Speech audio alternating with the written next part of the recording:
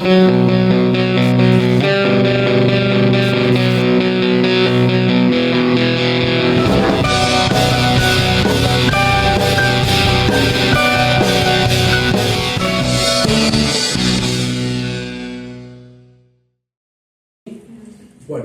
el título de este sermón, de este mensaje, se llama El fruto del Espíritu en la conducta cristiana. Repito, el título del sermón se llama El fruto del Espíritu en la conducta cristiana. A modo de introducción, quiero hacer un repaso de lo que hemos estado viendo hasta aquí. Bien, en el capítulo 5 vimos lo que era el conflicto entre el Espíritu y la carne. Y las obras de la carne, que eran todo ese desorden y esa lista desordenada, para la redundancia, que nos dice el apóstol Pablo. Pero después estuvimos hablando de lo que era el fruto del Espíritu Santo. Y que no existe cosa como tal que un cristiano no tenga, ¿quién? El Espíritu Santo. Si tiene el Espíritu, si es un cristiano, por consiguiente, tiene el Espíritu Santo. Y ese Espíritu Santo tiene un fruto. Jesucristo dijo que por sus frutos podemos llegar a conocer tal cosa. Haciendo la analogía que hablaba el domingo pasado, con cosas que son muy parecidas, por ejemplo los cítricos, hablando de plantas. Uno mira un limón, un naranjo, un pomelo, una lima, y si no es hasta, en algunos casos, dentro de esas plantas, si no es hasta que aparece el fruto que no nos damos cuenta qué tipo de árbol es. Entonces el fruto es lo que va a identificar al cristiano. En la oración, citando Efesios capítulo 2, esa oración que habla de la salvación, lo cual que es algo que ningún cristiano tampoco puede perder, y eso tiene que estar muy claro en nuestra confesión, bien, como cristianos. Pero se evidencia esa salvación que nunca está divorciada ¿con qué? Con la santificación, que son las obras. De manera que Dios al que tocó siempre lo cambió. Bien, concluimos en eso. Todas las personas que Jesucristo tocó son todas esas personas las que Él salvó. Y no hay persona que haya sido salvada que pueda obrar bien. Sin embargo, la santificación y el andar cristiano también tiene que ver con la responsabilidad humana. La salvación es monergista. ¿Qué significa? Tiene una sola dirección. El origen de la salvación se encuentra en Dios, como dice el salmista, la salvación es de Jehová, Salmo 3:8. O sea que hemos sido salvos ¿por quién? Por gracia y únicamente por la decisión ¿de quién? De Dios. ¿Cuándo? Nos predestinó, allí nos escogió, Romanos capítulo 8, nos llamó, nos justificó, nos santificó y al final ¿quién? Nos glorificó. Y fíjense que ya habla en un tiempo pasado, que quiere decir que eso ya es una realidad. El libro de Efesios dice que nos sentó en los lugares y nos bendijo con toda bendición espiritual. O sea, nosotros estamos bendecidos. Ya no es un pensamiento romántico decir que un cristiano ha sido bendecido. Es una verdad teológica. Si quieren también lo pueden decir. Es una verdad ¿qué? Bíblica. Sin embargo, el caminar cristiano, las escrituras también enseñan que aún tenemos un viejo hombre. El Calvino solía decir que es como un perro, que ¿qué tenemos que hacer? Atarlo, encerrarlo allá en el fondo, si cabe la analogía, y no dejarlo que opere y que nos domine a nosotros. Entonces la santificación sí es sinergista.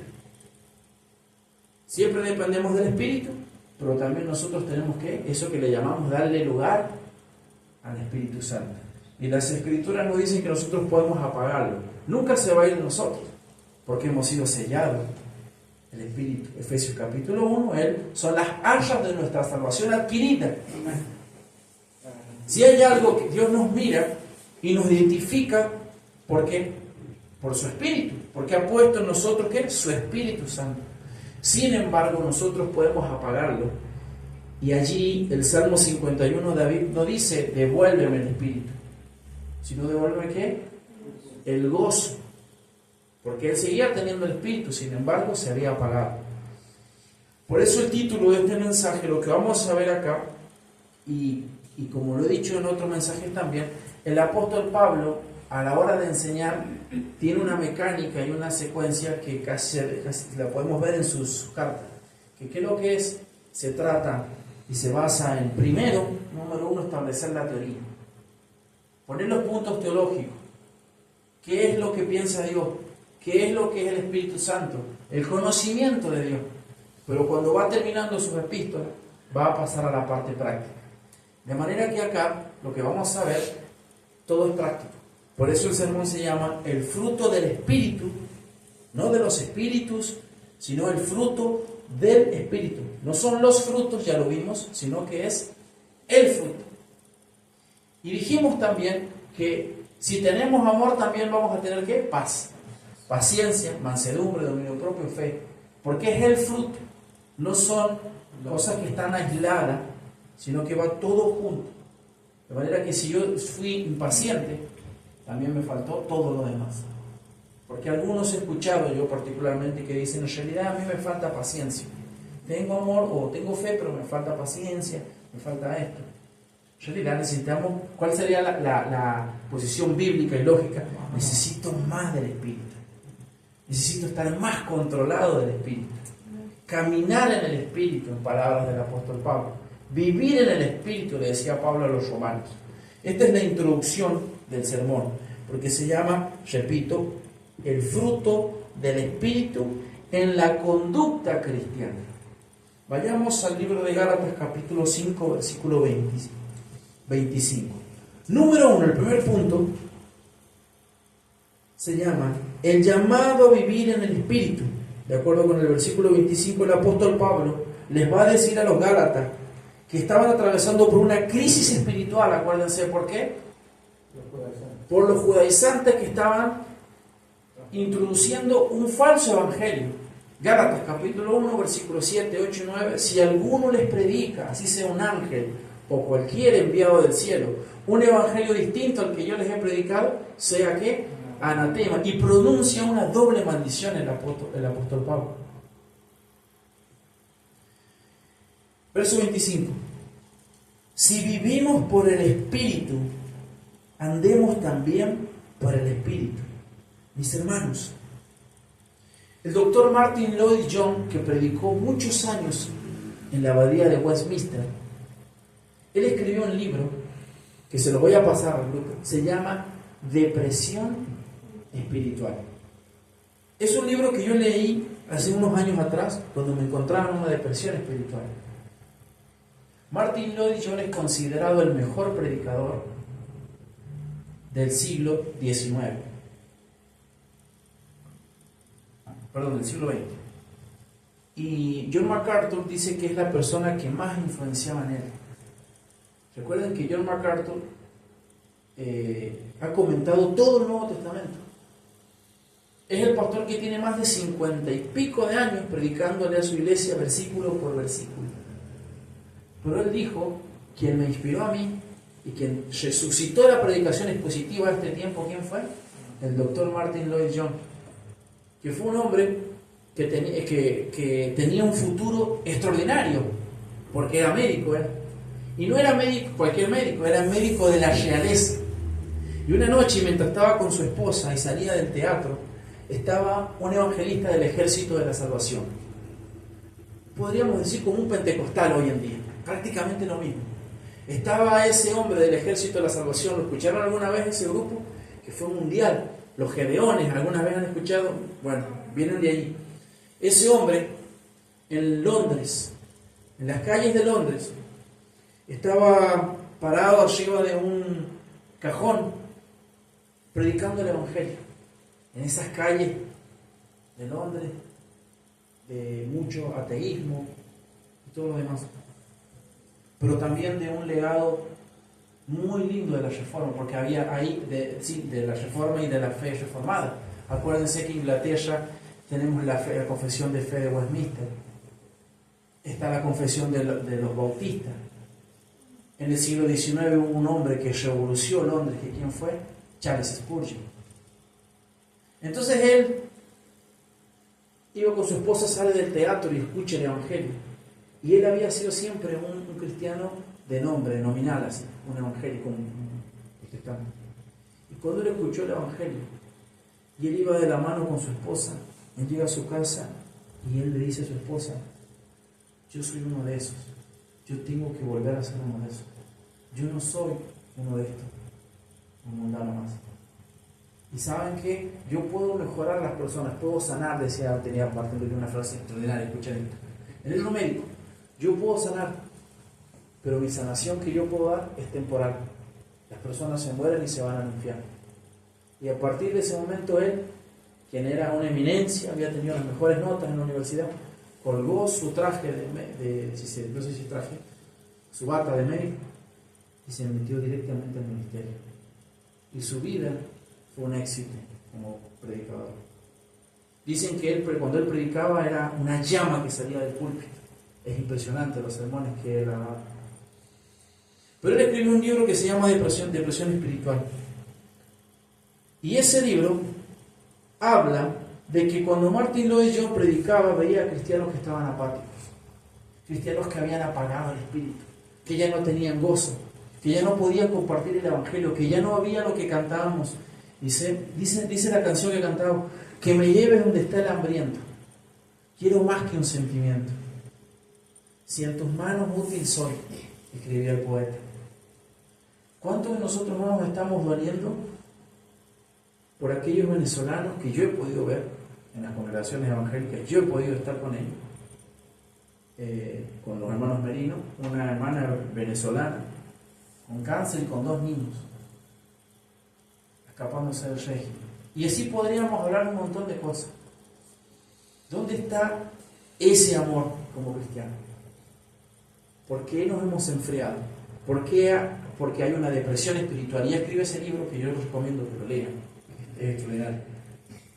Y dice así el pasaje, verso 25 de Gálatas capítulo 5. Si vivimos por el Espíritu, andemos también por el Espíritu. Esto quería decir con lo que contaba Martín Lloyd Jones. Es algo tan absurdo y tan tonto, si me permiten esa palabra, ser cristiano y no ser un cristiano de pura cepa. Eso creo que es lo que está diciendo el texto. Por eso Cristo les llama la atención cuando en el libro de Apocalipsis, su última revelación, allí donde se cierra el canon, los 66 libros, y él le habla a 7 iglesias que ya se habían constituido como iglesias primitivas: Efesios, Odisea, las estaremos viendo, ¿no? el domingo que viene. Y él le dice a una que si no es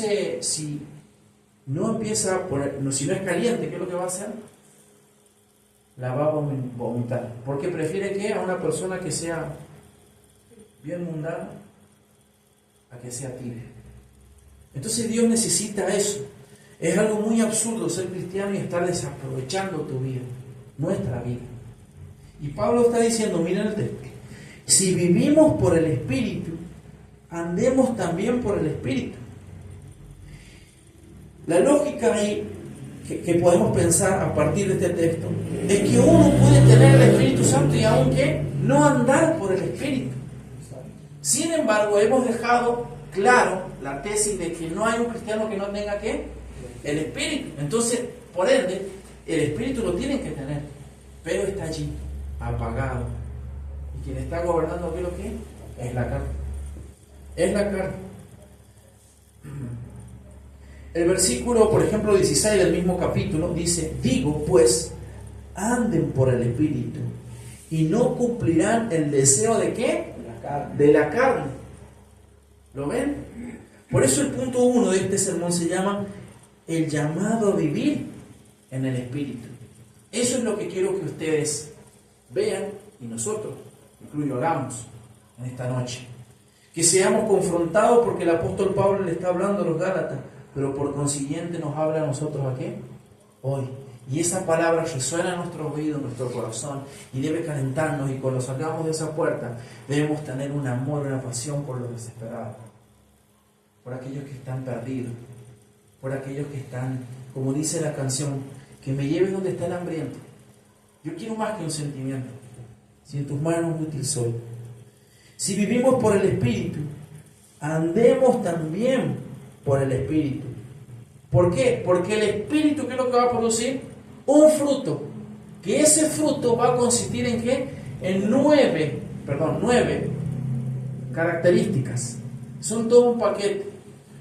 De lo cual la primera es la preeminencia. Porque el conocimiento, la sabiduría, las lenguas, dice el apóstol Pablo, que cesarán. Pero el amor, ¿qué? Siempre existirá.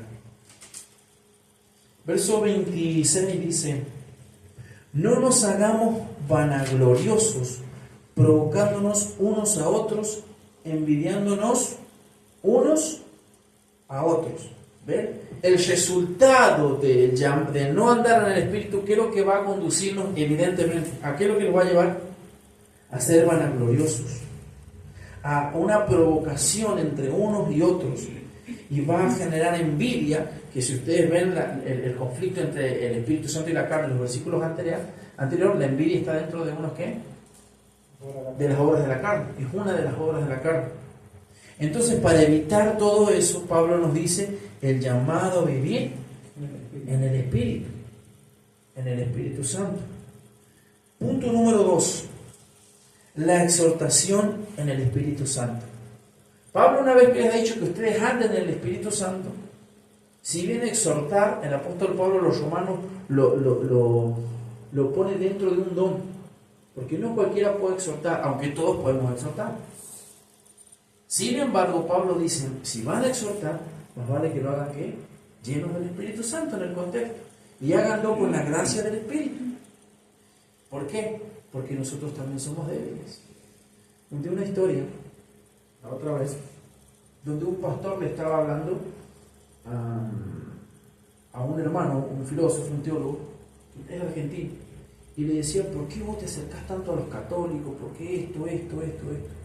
Y él, después que pensó todo y lo quiso meter así en un montón, solamente él lo miró y le dijo, yo lo único que te aconsejaría es que pienses que tú no eres mejor que ellos. Solamente piensa eso, tú no eres mejor que ellos. Y eso es una verdad, porque en esencia nadie es más que nadie. Lo vamos a leer, ya van a ver. Si nosotros estamos acá es por la gracia. Vayan a 1 Corintios capítulo 15, versículo 10. Miren lo que dice el apóstol Pablo. 1 Corintios capítulo 15, versículo 10, Pablo lo dice muy clarito y dice así: pero por la gracia de Dios soy lo que soy, y su gracia para conmigo no resultó vana. Antes bien he trabajado mucho, más que todos ellos, aunque no yo, sino la gracia de Dios en mí. Sin embargo, el versículo 11, haya sido yo o ellos, así predicamos y así creyeron ustedes. Pero era el versículo 10 el que quería exaltar, que dice, pero por la gracia de Dios soy lo que soy, y su gracia para conmigo no resultó en vano. ¿Por qué nosotros los reformados, o los que abrazamos la doctrina de la gracia, amamos tanto la doctrina de la gracia? Porque nos humilla y porque le da toda la gloria a Dios. Bien, entonces vayamos a Gálatas 6:1, la exhortación en el Espíritu. Dice el pasaje lo siguiente: hermanos, miren cómo el apóstol Pablo utiliza una palabra, hermanos, y él en su carta, que la venimos estudiando, van a ver cómo él primero es fuerte con ellos, pero después cambia, y creo que introduce un sentimiento de hermandad, baja los decibeles del apóstol Pablo, y ese camino o esa cintura, digamos, a la hora de escribir el apóstol Pablo, la tiene en la carta. Y los comentarios que he podido leer de los teólogos dicen lo mismo, que el primero arremete, pero después también, ¿qué es lo que hace? Va despacio.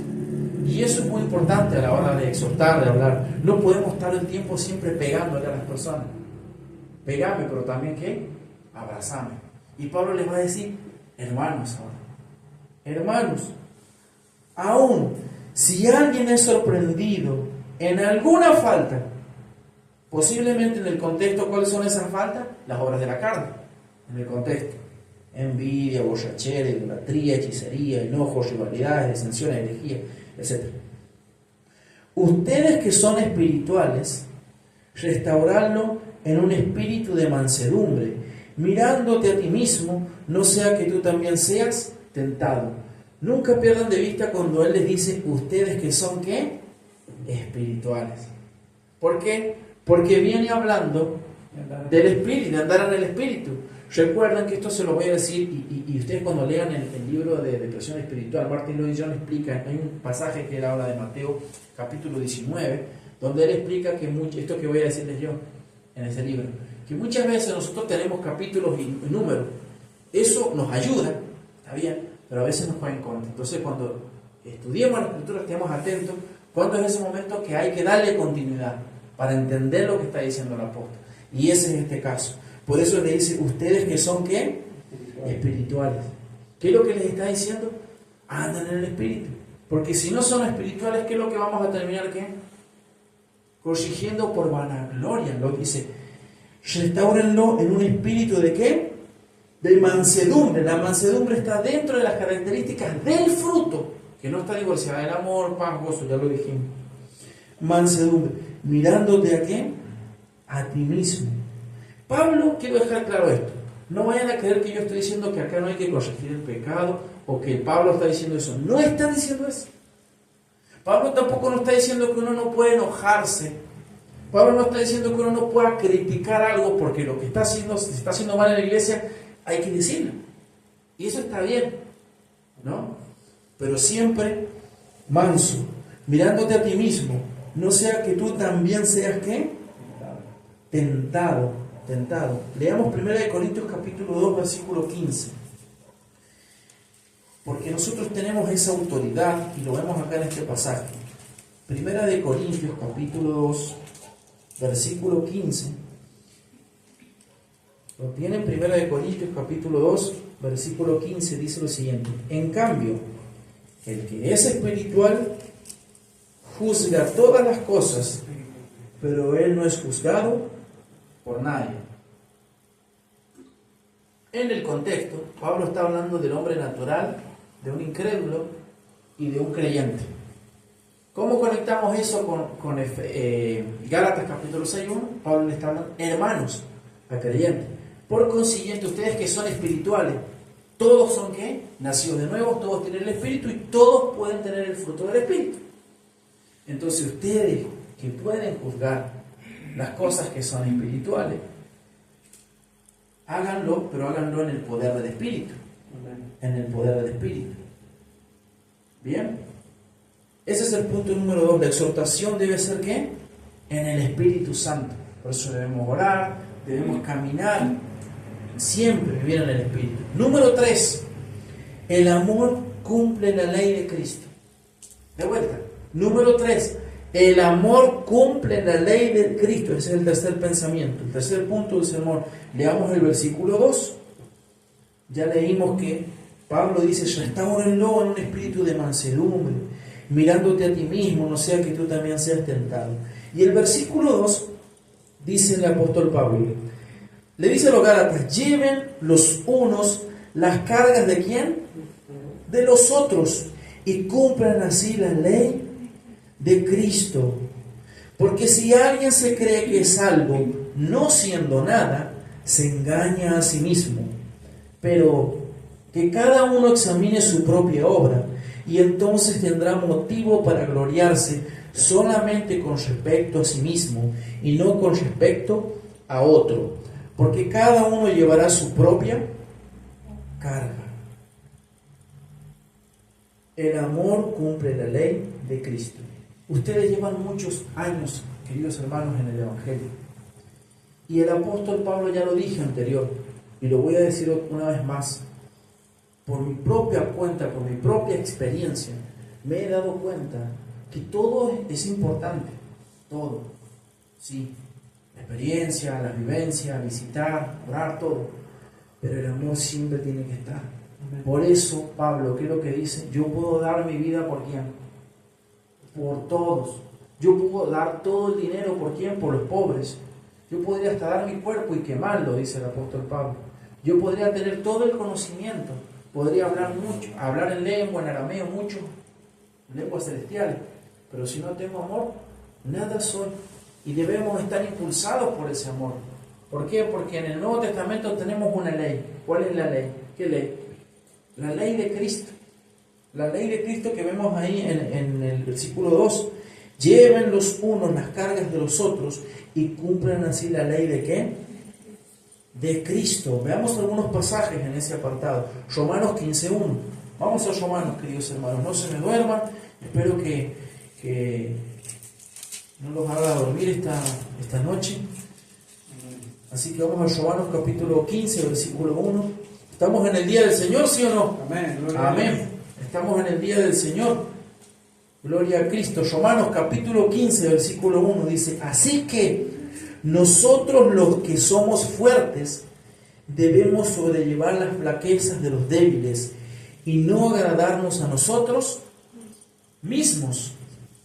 Filipenses capítulo 2, versículo 3. Este pasaje es muy interesante para hablar de este tema. Vamos al libro de Filipenses capítulo 2. Filipenses capítulo 2, versículo 3. ¿Lo tienen ahí? Filipenses capítulo 2, versículo 3 dice: no hagan nada por egoísmo o por vanagloria, sino con actitud humilde, cada uno de ustedes considera al otro como más importante que a sí mismo. Si nosotros pudiéramos hacerle caso a Pablo más seguido, tendríamos mejores matrimonios, seríamos mejor en el trabajo, seríamos mejor en la vida. El tema es que nosotros nos creemos mejor que otros, en la iglesia también, porque es la carne. Y miren lo que dice Pablo: no hagan nada por egoísmo o por vanagloria, sino con actitud humilde, cada uno de ustedes considere al otro como más importante que a sí mismo. Voy a dar la vida por mi hermano. Se enfermó, le escribo, le pregunto, voy. Preparo algo y le llevo. Tengo unas zapatillas de más. Acuérdense que esto es práctico. Todo lo que estamos hablando ya salimos un poco de la teología del apóstol San Pablo. Los teólogos estuvimos estudiando el capítulo 3 y 4 de Gálatas, que lo he dicho, según los eruditos, los académicos, esos pasajes son, junto con Romanos 3 y 4, los más teológicos de toda la Biblia, porque allí se encuentra toda la teología del pacto. Pero ahora estamos en lo práctico, porque Pablo sabe que después de haber llenado nuestra mente, nuestro corazón también tiene que llenarse y salir de esa puerta y comenzar a vivir ¿en qué? En el Espíritu. El domingo pasado dijimos: ¿quién es la persona que vivió controlada por el Espíritu cada momento y cada instante? El Señor Jesucristo. Esa es la persona que nosotros debemos imitar. Es el hombre perfecto. ¿Bien? Aquel que dijo Dios el Padre: este es mi Hijo amado. En 2 veces lo dice la Biblia que lo dijo. La primera vez es cuando él ¿qué? Cuando él se bautiza, se oyó una voz del cielo que decía: este es mi Hijo amado, en que tengo complacencia. Esa palabra complacencia tiene un significado muy bueno. Es muy importante entender eso en la Biblia. Significa que Él es el que Dios ha señalado, el que cumple perfectamente y hace que Dios se sienta plenamente complacido con Él.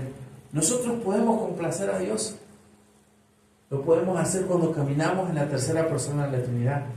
Lo podemos hacer cuando vivimos, imitamos a Cristo, porque Pablo dice que algún día seremos como ¿quién? Semejantes a Él. Entonces, Cristo es la persona que vivió controlada por el Espíritu cada momento, cada instante, y derrotó siempre sus tentaciones. Como dice el autor de Hebreo, aunque fue tentado en todo, ¿qué? Pero sin pecado. Porque la tentación, obviamente, no es pecado. Primera de Corintios 9, este es un pasaje extraordinario. Un pasaje también para hablarle a la secta de los judaizantes de hoy en día, que hemos estado también hablando. Primera de Corintios capítulo 9, y son también la secta más antigua, la que está hablando, atacando acá a los Gálatas, ¿no? Lo hemos dicho. Primera de Corintios capítulo 9, versículo 21, es un pasaje que nos habla de la ley de Cristo. Y Pablo dice así, Primera de Corintios capítulo 9, versículo 21, él está hablando de evangelizar a los que están sin ley. ¿Quiénes son los que están sin ley? Los gentiles. Pablo decía: a los que están sin ley, como sin ley. Bien, aunque no estoy sin la ley de Dios, sino bajo la ley de ¿quién?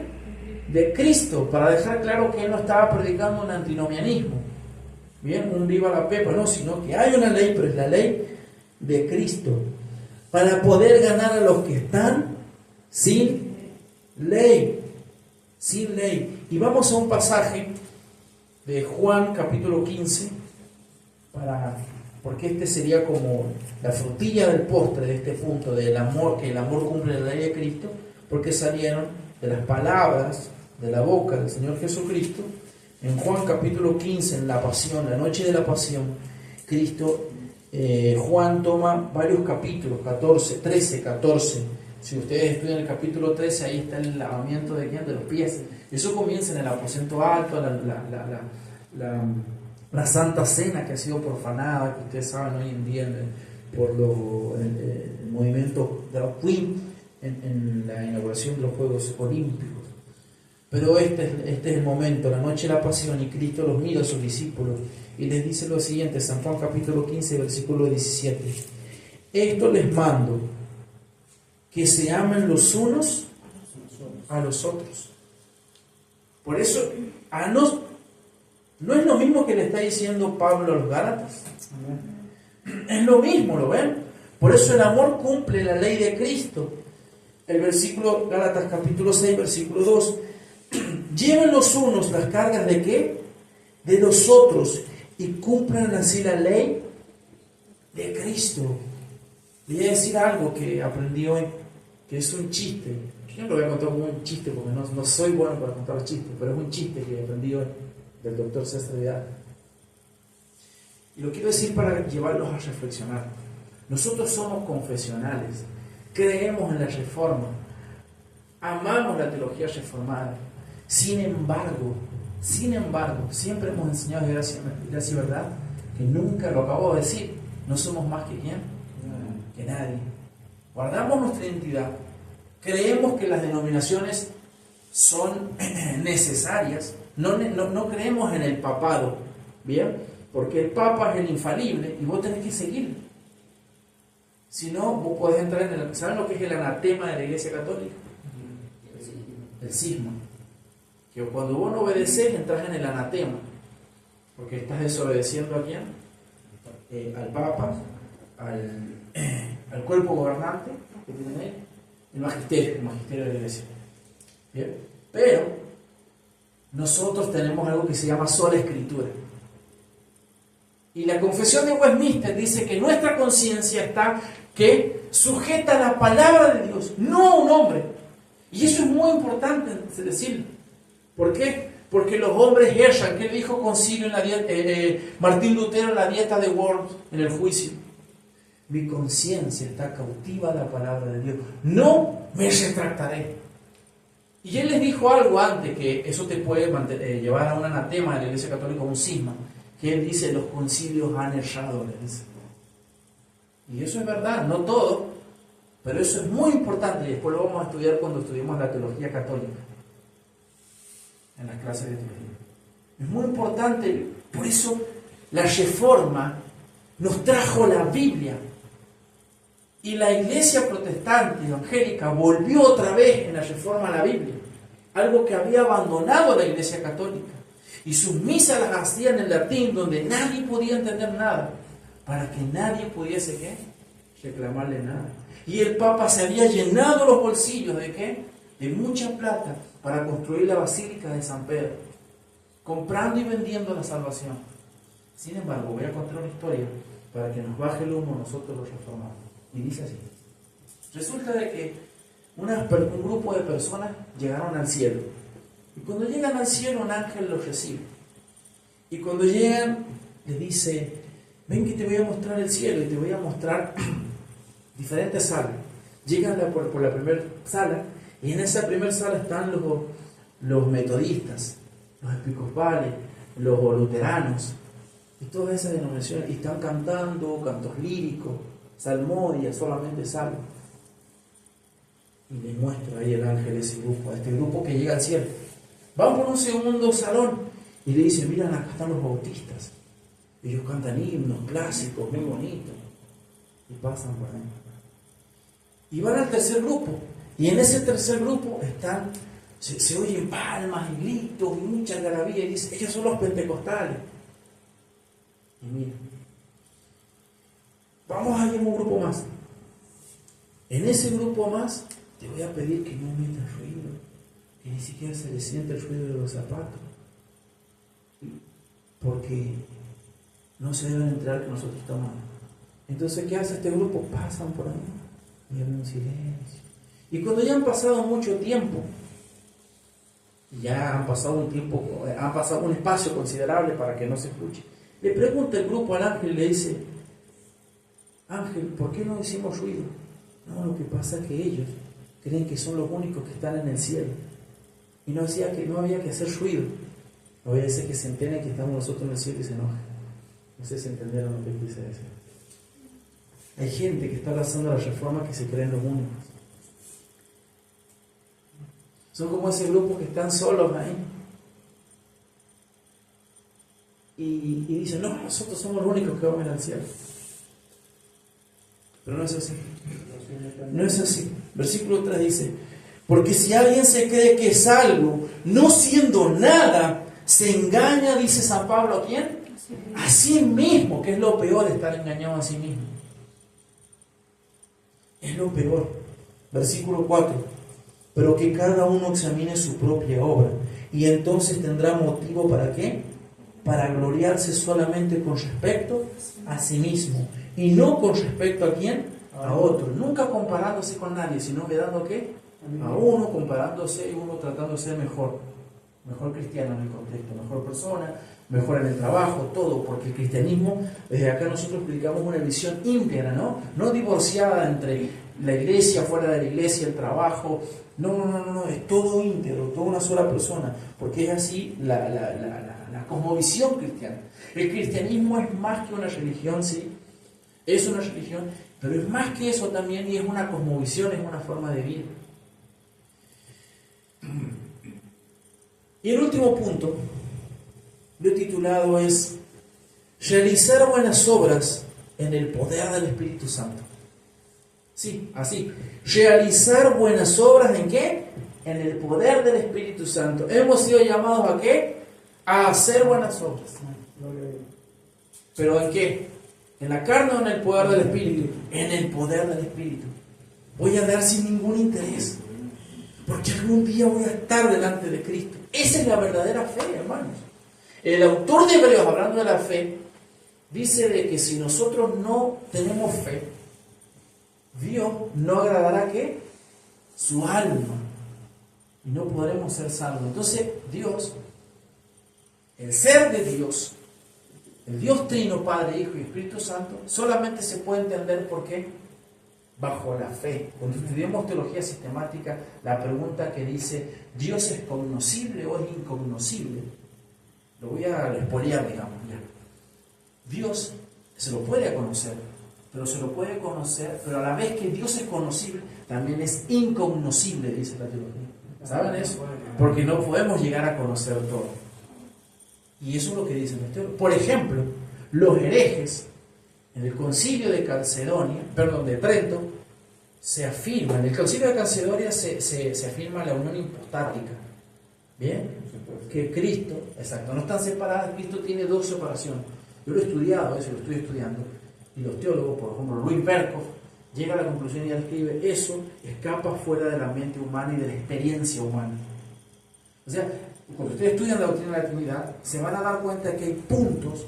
Por eso los testigos de Jehová, yo los he escuchado en debate, he debatido con ellos ese tema, y como no les cierra humanamente, ¿qué es lo que dicen?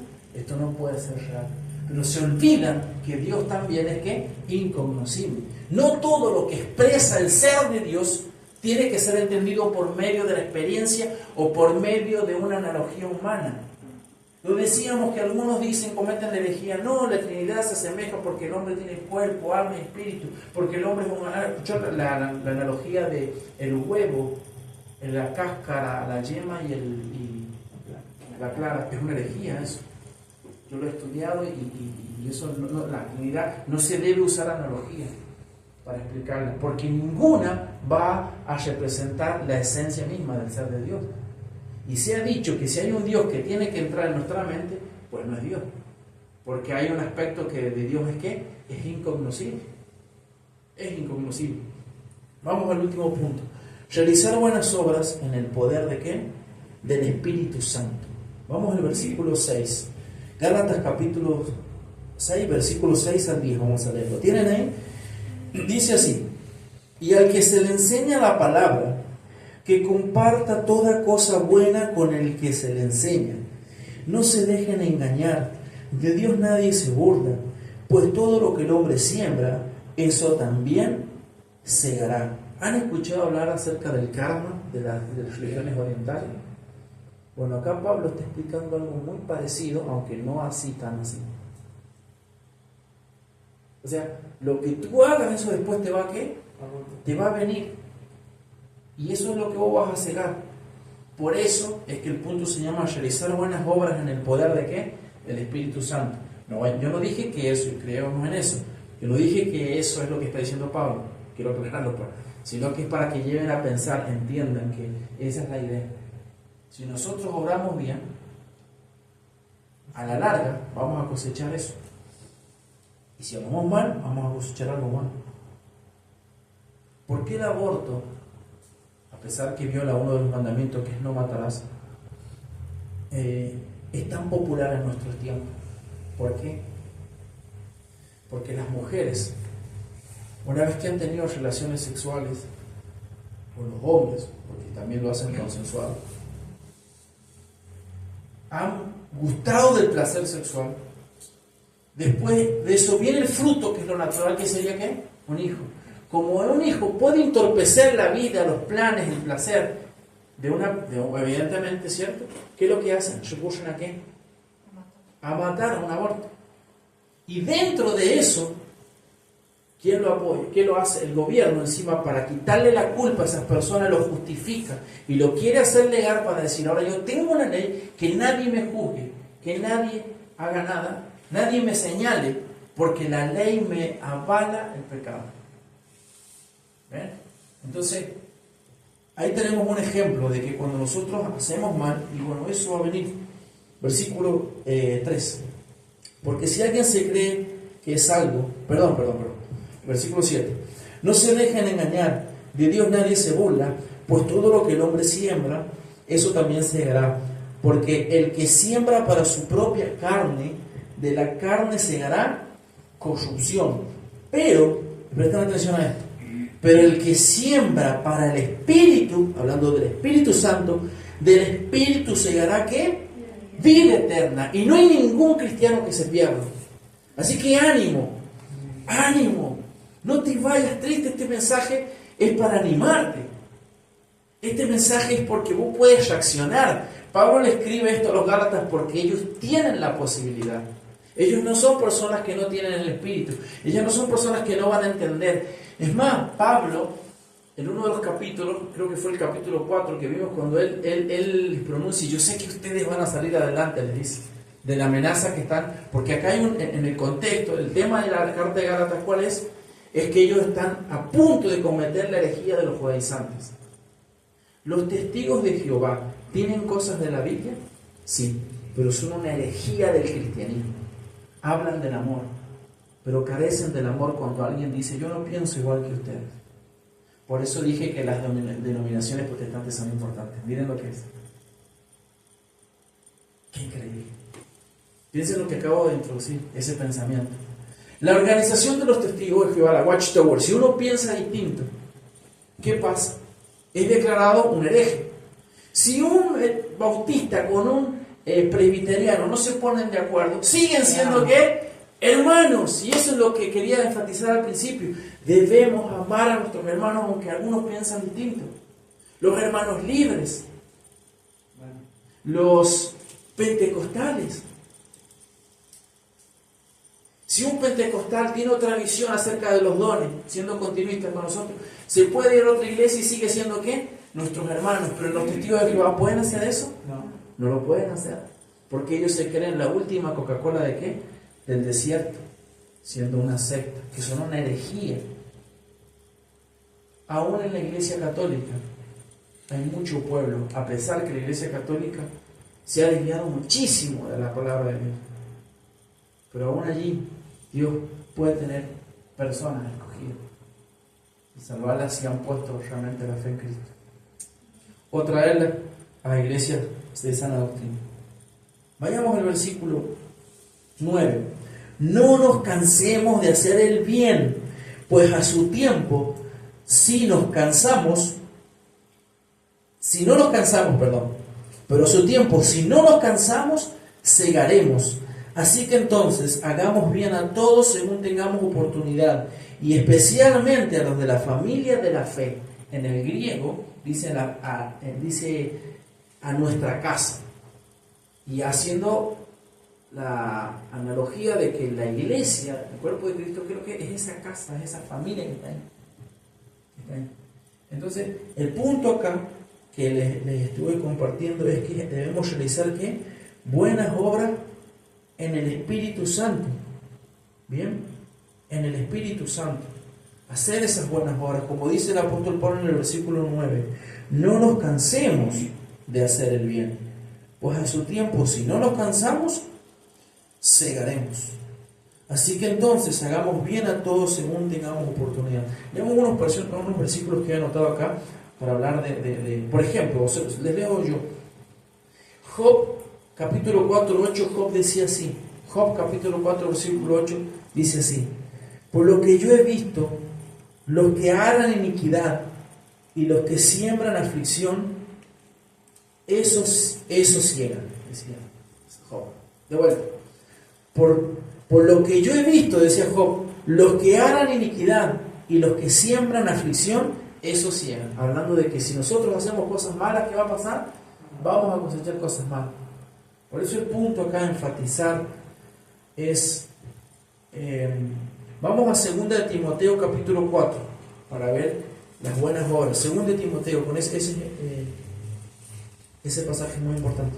2 de Timoteo capítulo 4, versículo 2. Y vamos a terminar con Santiago capítulo 1. Pero primero leamos 2 de Timoteo.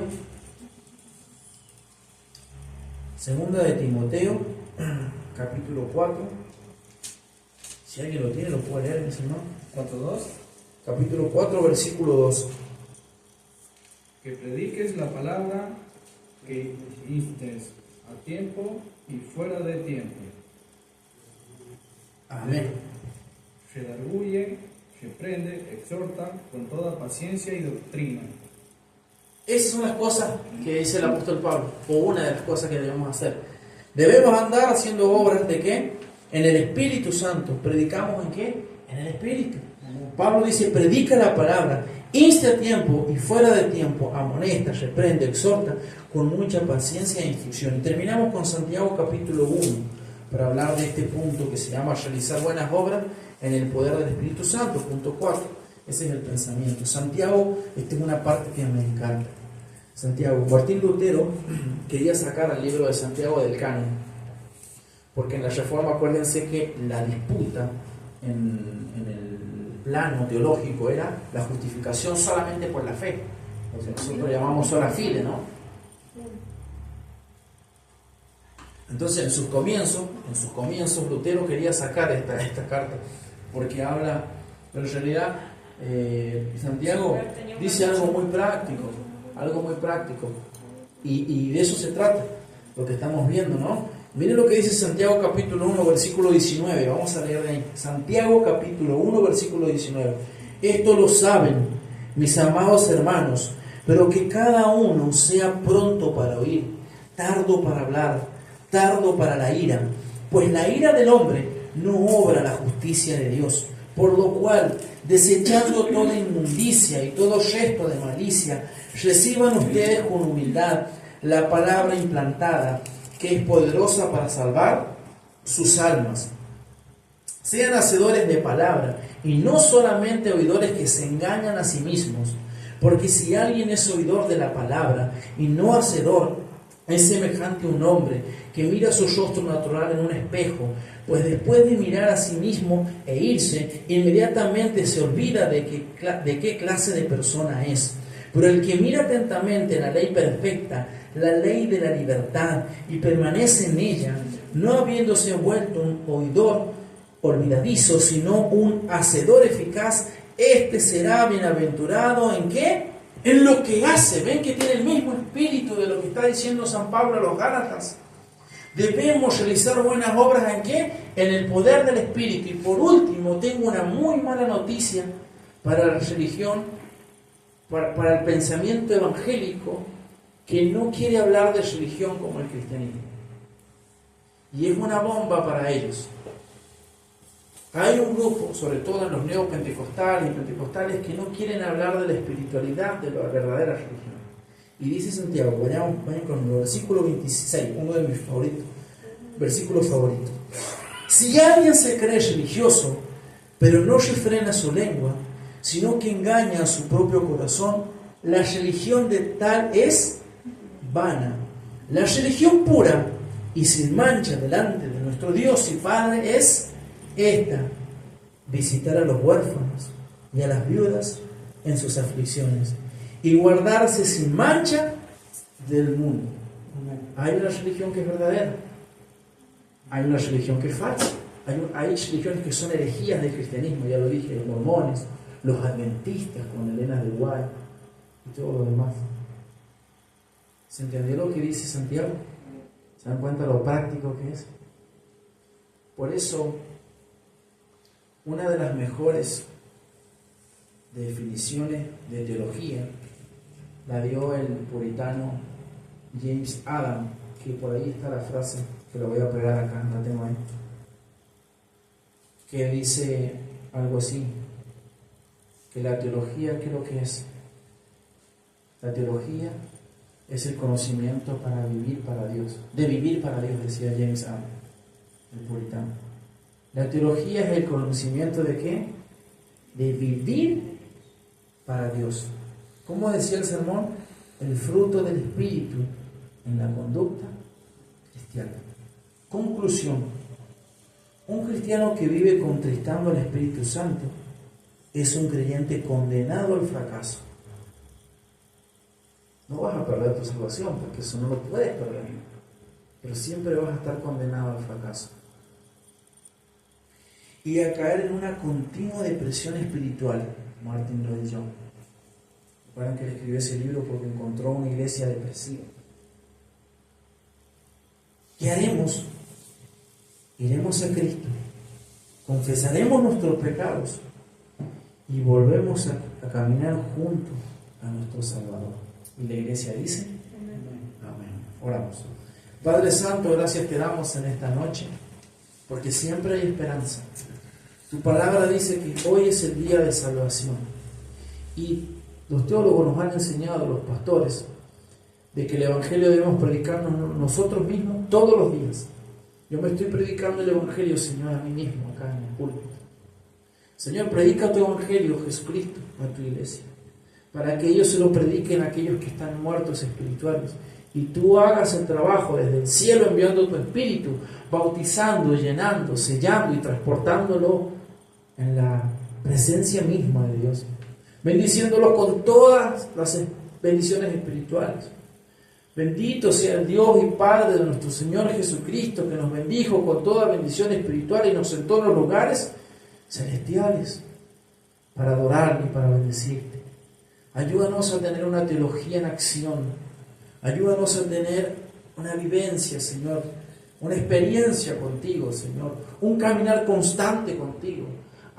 Como decía Herman Bavinck, hasta que todos los hermanos no se sientan en la mesa, la iglesia no debe descansar por predicar el Evangelio y la paz. Qué hermoso pensamiento, Señor. Bendiga, Señor, este ministerio que está comenzando, Señor, y que seas tú obrando. Pon un corazón, Señor, dadivoso en cada uno de mis hermanos, en nuestras vidas. Un corazón para, como decía Santiago, la religión pura y verdadera es aquella que se preocupa por los pobres, por los que no tienen nada que comer, por aquellos que están desesperados, hambrientos, que ni siquiera saben hablar, pero que allí estamos, Señor.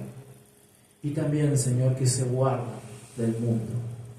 Te lo pedimos, que tú nos des las fuerzas para poder guardarnos, Señor. Gracias, Señor. Gracias. Amén.